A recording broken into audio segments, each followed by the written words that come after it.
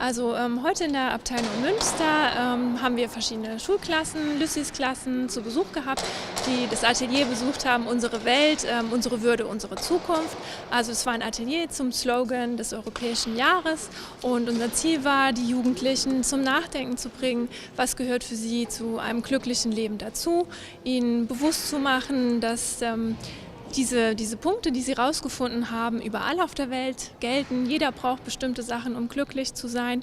Wir haben ihnen auch ein bisschen erklärt, dass dieses Jahr über solche Ziele verhandelt wird, über die neuen Nachhaltigkeitsziele und dass Entwicklung etwas ist, was auch hier bei uns stattfindet, dass jeder was auch verändern kann, gestalten kann. Wir haben hier auch verschiedene Expositionen von unterschiedlichen ONGs, die jederzeit besucht werden können, heute und morgen noch, solange die Fête de la Solidarité läuft. Morgen gibt es Ateliers für Grundschulkinder am Vormittag und am Nachmittag.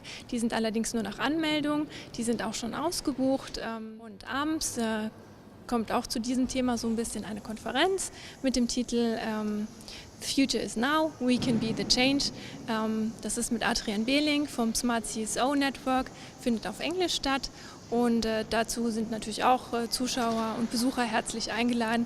Man findet sonst auch Informationen auf der Webseite vom Cercle, cercle.lu.